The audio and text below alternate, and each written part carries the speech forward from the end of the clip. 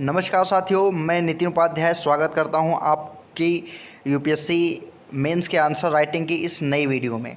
जैसा कि आप लोगों को पता है कि रवि कुमार सिहाग जी के एसए पेपर के आंसर राइटिंग्स को देखा जा रहा है और इसमें समझा जा रहा है कि किस तरीके से उन्होंने इस प्रोसेस को कंप्लीट किया है और कैसे उन्होंने ऑल इंडिया रैंक 18वीं हासिल करी है। उन्होंने इसमें सबसे बड़ा योगदान अपने आंसर राइटिंग स्किल्स को बताया हुआ है।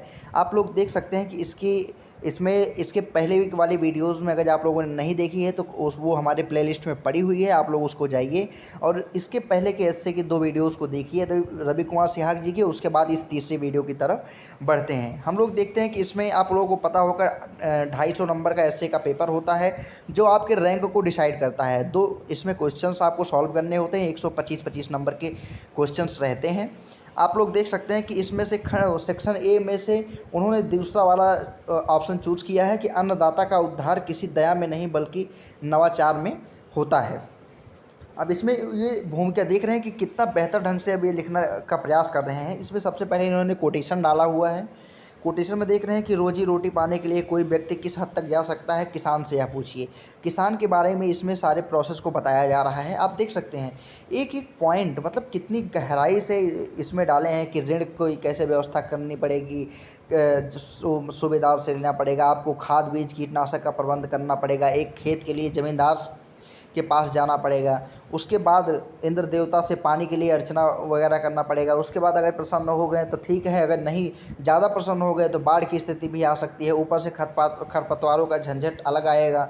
चलो मान लिया यहाँ तक भी सही चला, पर बकरे की माँ तब कब तक खैर मनाएगी। फसल पकी, चेहरे पर मुस्कुराहट आई ही थी कि साथ में बादल भी आसमान पर मंडरा दिए। अनाज निकलने तक सांस गले में अटकी रही। दाने लाए घर में कि साहूकार ने ऋण फंड फैला दिया। यहाँ से गला छूटा तो फसल बेचने कैसे जाएं, साधन तो है ही नहीं। जैसे तैसे मंडी पहुँचे तो पता चला कि भाव गिर गए। अशिक्षित किसानों को देख बिचौलिए की आंखें ललचाई। अपनी जेब गर्म करने को उन्होंने कार्टेल बनाकर गरीब किसान को मोड़ लिया। अंततः क्या बचा? वही खाने के दाने, वही यथास्थिति, वही घर का रास्ता जिस पर लटके हुए मुंह को लेकर चलता किसान यह सोच रहा है कि जो उसके बच्चे खिलौने, साइकिल, किताबों के लिए फसल बेचने का इंतज़ार कर रहे थे उनको क्या जवाब दें। पत्नी को साड़ी तो माँ को दवा का वचन दिया था, कैसे पूरा करे। इसी उहाफों में नज़र जाती है मजबूत गठीली रस्सी पर जो उस जैसे 4 किसानों का वजन सह सकती है। अपने इस गरीबी, भूख, अकाल व व्यवस्था के दमनात्मक चक्र से मुक्ति पाने को वह उस रस्सी का फंदेनुमा चक्र बनाकर झूल जाता है। वह काम आता है, मिल गई मुक्ति, सब दर्द खत्म। यहाँ हिंदी फिल्म बास के विलेन का डायलॉग याद आता है, मौत तो यूँ नाम से बदनाम है, असल तकलीफ़ तो ज़िंदगी देती है। मतलब ज़िंदगी जीने में ज़्यादा तकलीफ़ है। एक कोटेशन इन्होंने डाल दिया है एक मूवी से। मैंने बताया कि किसी भी एस्से को सॉल्व करने का सबसे आसान तरीका होता है उसको लिखने का कि कोटेशन होना चाहिए, टाइम टू टाइम पैराग्राफ को चेंज होना चाहिए, किसी ऑथेंटिक राइटर का, किसी ऑथेंटिक बुक का, किसी ऑथेंटिक महापुरुष के कोटेशन आदि को जब आप डालोगे तो इससे एस्से में जो आती है एक जान आ जाती है, एक दम बन जाता है, जिससे इससे को चेक करने वाले जो टीचर्स होते हैं वो काफ़ी ज़्यादा इससे प्रभावित होते हैं। इसमें से देख रहे हैं कि खाली प्रोसेस को ये बताते चले जा रहे हैं और किसी की समस्याओं के बारे में बता रहे हैं, किसान की दशा को बारे में बता रहे हैं। देख रहे हैं कि 70 वर्ष बीत जाने के बाद भी किसानों की दशा में वैसे सुधार नहीं आया है जिसकी अपेक्षा की जा रही है। फिर दे रहे हैं 1952 में आई 2 बीघा ज़मीन, 1967 की उपकार हो या 2001 की लगान हो, सभी की नज़र वही स्थितियाँ बदलने के स्वरूप में नज़र आती हैं। जीवनी लाइन 2003 जैसे फिल्मों तो किसान आत्महत्या पर राजनेताओं व मीडिया की फुहड़ता व असंवेदना पर कटाक्ष करती हैं।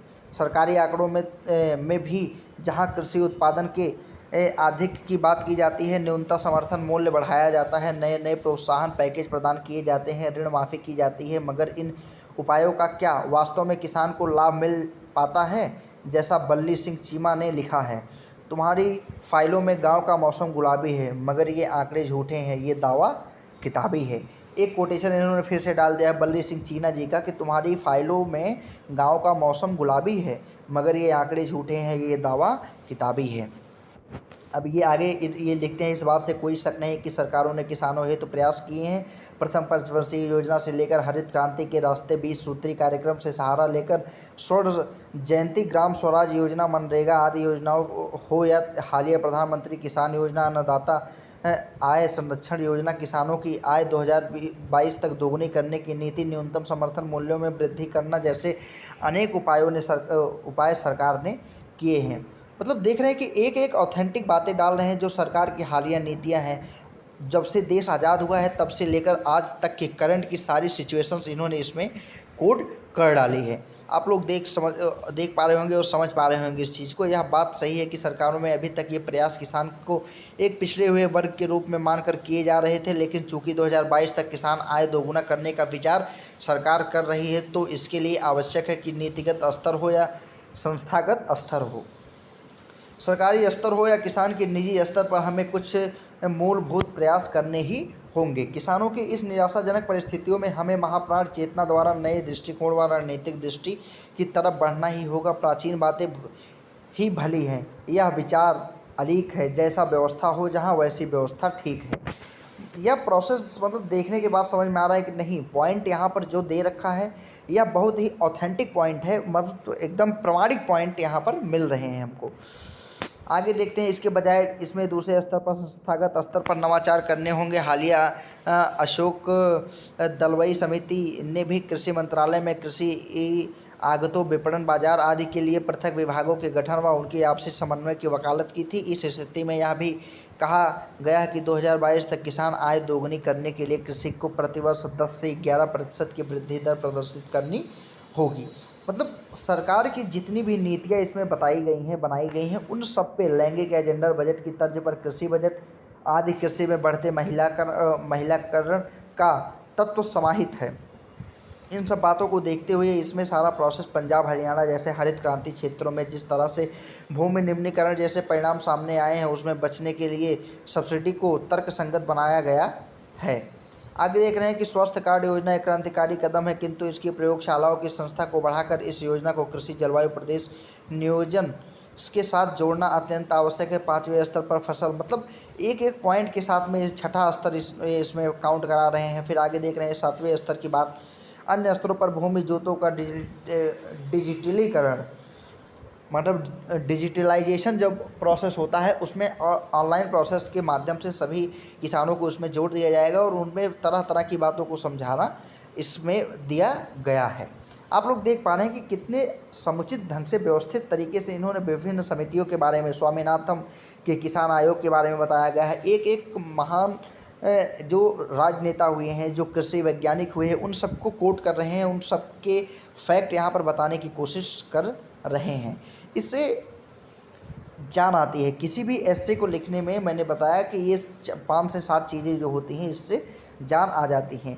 इस पथ का उद्देश्य नहीं है शांत भवन में टिके रहना, बल्कि पहुंचना उस सीमा तक जिससे आगे राह नहीं है। ये इनका पहले एस्से यहाँ पर कंप्लीट हो गया है और आप लोग यहाँ पर देख सकते हैं कि इन्होंने कितने तर्कसंगत तरीके से, मतलब और फ्लो इनका देख रहे हैं कि लाइन बाय लाइन इनके सारे क्वेश्चंस में फ्लो देखने को हमको मिल रहा है कि एक के बाद दूसरा, दूसरे के बाद तीसरी लाइन हमको पढ़ने का मन कर रहा है। इस तरीके से इन्होंने इसमें एस्से को लिख रखा है। आई थिंक आपको पहला वाला एस्से समझ में आया होगा। अब आते हैं कि दूसरे वाले एस्से को, कि दूसरा वाला एस्से इन्होंने किस तरीके से यहाँ पर लिखा हुआ है। इसमें से इन्होंने लिया है कि समान के साथ समान व्यवहार किया जाना चाहिए और असमान के साथ असमान व्यवहार, मतलब चौथा वाला इन्होंने यहाँ पे एस्से, ये चौथा नंबर का एस्से इन्होंने यहाँ पर कोट किया हुआ है और इसको इन्होंने यहाँ पर लिखा हुआ है। आप लोग देख सकते हैं कि आगे क्या इन्होंने फिर वही कोटेशन के माध्यम से शुरू हुआ कि समय मांगता है मुझसे हिसाब, पढ़े क्यों नहीं, नहीं है इसका जवाब मेरे पास। तुमने अपनी वर्जनाओं से काटी थी मेरी जिह्वा, मेरे होठ ही सिल दिए थे, मेरे कानों में जलना शीशा भी उड़ेल दिया था। तुम्हारी इस करनी पर मेरी धमनियों में खौल रहा है दौड़ता लहू समय के साथ, इसका भी मैं दूंगा माकूल जवाब, मेरी जगह पढ़ेंगे मेरे बच्चे ज़रूर। ये बताने की कोशिश कर रहे हैं कि समान लोगों के साथ समान व्यवहार कैसे किया जाना चाहिए, कौन कौन से ऐसे पैरामीटर्स या आयाम हो सकते हैं।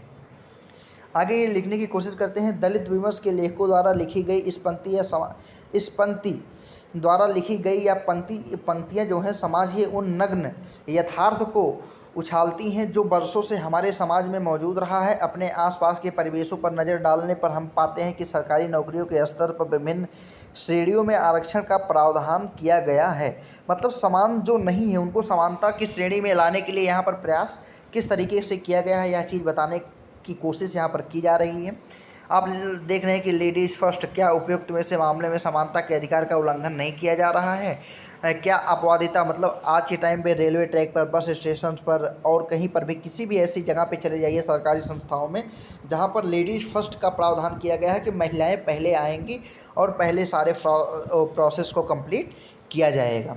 इसके आगे के फाउंड के अगर हम देखते हैं कि मालिक दास जैसी अनेक श्रेणियाँ प्रचलित थी, वहीं पर भारत में भी वर्ण व्यवस्था के विकृत रूप जाति व्यवस्था के कारण एक और मनुष्यों की श्रेणी क्रम विद्यमान था, वहीं नर नारी में भी असमानता विद्यमान थी और हमको देखने को मिलती थी। आगे देखते हैं कि इसमें आगे क्या दिया गया है कि इसके अंतर्गत प्रत्येक व्यक्ति के लिए एक समान व्यवहार की परिकल्पना की गई है। यही व्यवस्था अमेरिका दर्शन विधि द्वारा स्थापित प्रक्रिया के साथ कानून के समक्ष समता, इक्वलिटी बिफोर लॉ, समानता, इक्वलिटी प्रोटेक्ट बाय लॉ जैसे विचार उद्धृत किए गए हैं। भारतीय संविधान में भी अनुच्छेद 14 से लेकर 18 तक समानता की बात सबसे पहले की गई है। यहाँ पर देख रहे हैं मतलब समानता को कितना ज़्यादा बल दिया जा रहा है इनके माध्यम से। रवि कुमार सिहाग जी अपने कंटेंट में इतना फ्लो रख रहे हैं कि एक के बाद दूसरी लाइन ऑटोमेटिक कोई भी बंदा रहेगा तो पढ़ेगा ही पढ़ेगा ज़रूर। तो टीचर की बात ही क्या करें, और डालते हुए यह तर्कसंगत प्रोसेस को इसको चल रहे हैं और जहाँ पे मेन पॉइंट की पॉइंट आ रहा है उसको अंडरलाइन ज़रूर कर दे रहे हैं। ऐसे ऐसे पॉइंट के साथ में ऐसे ऐसे अंडरलाइन करते चले जा रहे हैं ताकि ये चीज़ें एग्जामिनर को अपनी आंखों से दिख सके कि क्या फीचर है क्या नहीं है, कैसे इसको आगे लेकर चलना है, कैसे नहीं चलना है। यहाँ पर डाल दिए हैं या विद्या स विमुक्ति, मतलब विद्या के साथ ही मुक्ति एक आखिरी रास्ता होती है। विद्या व्यक्ति को मुक्त करती है, यह इसी बात का परिचायक है और इसका जीता जागता एग्जाम्पल बाबा जी भीमराव अंबेडकर साहब हैं, जो हमारे संविधान के पिता कहे जाते हैं। उन्होंने शिक्षा को ही एक शेरनी का दूध बताया है कि इसको जितना जो पिएगा उतना ही ज़ोर ज़ोर से दहाड़ेगा। आप लोग समझ पा रहे होंगे इस चीज़ को। आगे देखते हैं कि यह कैसे कोट करते चले जा रहे हैं एक एक महानुभाव को, एक एक ऑथेंटिक राइटर को, एक एक बुक को, एक एक जो हमारे स्वतंत्रता सेनानी उन सबको कोट कर रहे हैं। जो इम्पोर्टेंट फैक्ट है वहाँ पर वो अंडरलाइन करते चले जा रहे हैं। यहाँ पर ये चीज़ें आय समर्थ योजना, आरक्षण का मुक्त कर, सेवाओं का प्रयास करना, इस सब में इनको समानता देखने को मिल रही है। ठीक है, आगे देखते हैं इसमें क्या दिया गया है कि हर मनुष्य साध्य है, साधन नहीं है। मनुष्यों के बारे में बताया गया है कि मनुष्य को साध्य समझना जो है एकदम सही ढंग होगा, लेकिन साधन नहीं समझना चाहिए किसी भी मनुष्य को। योनि नहीं है रे नारी, वह भी मानवीय प्रतिष्ठित है, उसे तुम स्वतंत्र करो, वह रहे न नर पर अवस्थित रहे। तो यह चीज़ें एक कोटेशन के माध्यम से इन्होंने समझाई है। और अंतिम प्रश्न यह है कि इस प्रकार के असमान व्यवहार या सकारात्मक भेदभाव का औचित्य क्या है, यह चीज़ हमको सीखना और समझना पड़ेगा, व्यवहार के विरुद्ध नहीं है। नोबेल पुरस्कार विजेता अर्थशास्त्री अमर्त्य सेन ने अपनी अनेक पुस्तकों में यह विवेचित किया है कि उसमें क्या प्रोसेस होता है, क्या प्रोसेस नहीं होता। इन्होंने बहुत अच्छे और बेहतर ढंग से, आप लोग देख पा रहे हैं, बताए हैं। और टाइम टू टाइम पर इन्होंने हर चीज़ को अंडरलाइन कर दिया गया है ताकि आप इसको सीख सकें और समझ सकें। आई थिंक आप सबको ये वीडियो समझ में आ रही है। और यहाँ पे नक्सलवाद आदि को आंदोलन के कारण बता रहे हैं कि विकास की प्रक्रिया में जो बाधा डाल रहे हैं, नक्सलवाद, आतंकवाद, यह सब चीज़ें जो देश में नहीं होनी चाहिए, जो अपनी अर्थव्यवस्था के लिए एक खतरा के रूप में समझी और देखी जा रही हैं, यह चीज़ बहुत ही दुविधाजनकपूर्ण होती हैं। आगे देखते हैं कि क्या इसमें गृह युद्ध जैसी संभावनाएँ बनती चली जा रही हैं। और यह अंत में अंतिम पंक्तियों में देखते हैं, क्रांति या रूस की क्रांति के बाद अब हो गया गौरवपूर्ण इंग्लैंड की क्रांति, अमेरिका की खूनी क्रांति के बारे में, फ्रांस की क्रांति, रूस की क्रांति, मतलब जो जार निकोलस थे, उन सब के बारे में इसमें यह डालने की कोशिश कर रहे हैं। Capital in the 21st century एक बुक की इन्होंने कोटेशन किया और लास्ट में इन्होंने जब डाला है कि जब तक मनुष्य जब तक मनुज मनुज का यह सुख भाग नहीं सम होगा, समित न होगा कोलाहल रण नहीं कम होगा। लड़ाइयाँ तब तक कम नहीं होंगी जब तक इन दोनों में समानताएं नहीं आएंगी, मानव को और मनुष्य को एक समान नहीं समझा जाएगा। और लास्ट में ये डालते हैं कि सतत विकास लक्ष्यों की प्राप्ति के लिए प्रयास किए जा रहे हैं, समता का समावेश किया जा रहा है, बहुमॉडल जैसे गांधीवादी का ट्रस्टीशिप सिद्धांत, अंत्योदय का सर्वोदय सिद्धांत, अमृत सेन का क्षमता दृष्टिकोण, महमूद उल हक का, मतलब एक एक को यह लाइन बाय लाइन कोट करते चले जा रहे हैं और दिखा रहे हैं कि उसको अंडरलाइन करके, ठीक है। अब विवेकपूर्ण उपयोग कर ही हमारे विश्व में एक ओर से विकास के लिए पथ पर हम अग्रसर कर पाएंगे, वहीं दूसरी ओर आज के विश्व में समुच्चय मुंह पर खड़ी बाधाओं को पार करने के उपाय दिए गए हैं। और लास्ट में डालते हैं कि शांति नहीं तब तक जब तक मनुज मनुज का समसय हो, ना ही किसी को बहुत अधिक हो ना ही किसी को बहुत कम हो। और इन्होंने लास्ट कोटेशन के साथ इस चीज़ का अंत कर दिया है और इनका दूसरा एस्से भी यहाँ पर कंप्लीट हो गया है। आपको बता दें कि इस एस्से में इनको कम से कम 125 नंबर में से साथियों 90 से 100 अंक तो मिले ही होंगे। और इतना नंबर पाना एक एस्से के लिए सबसे ज़्यादा किफ़ायती चीज़ समझा जाता है कि 250 में से दोनों में मिलाकर 100 अगर 90 अंक आ जाते हैं, 190 से 200 अंक अगर आ जाते हैं, 190 से अगर 200 नंबर तक या 210 तक पा जाते हो तो यह अपने आप में टॉपर की श्रेणी में आपको खुद ब खुद डाल देगा भाइयों एवं बहनों। तो उम्मीद करता हूँ आपको यह वीडियो पसंद आई होगी और अगर इसमें कुछ त्रुटियाँ आपको समझ में आ रही हैं या कुछ और आप एक्स्ट्रा सजेशन देना चाह रहे हैं तो कमेंट सेक्शन में दें, ताकि इससे मेरा इंटरनल जो प्रोसेस है यह काफ़ी मजबूत होगा, इनर फैक्टर, और मैं और बेहतर ढंग से इस चीज़ को प्रस्तुत करने का प्रयास करूंगा और अच्छे से। और आगे किस टॉपर की कॉपी आपको देखनी है यह भी कमेंट सेक्शन में हमको ज़रूर बताएं और आपके कमेंट के अनुसार हम आगे की प्रतिक्रिया देंगे। और मिलते हैं तब नेक्स्ट वीडियो में, तब तक एंजॉय करते करिए और पढ़ते रहिए। जय हिंद।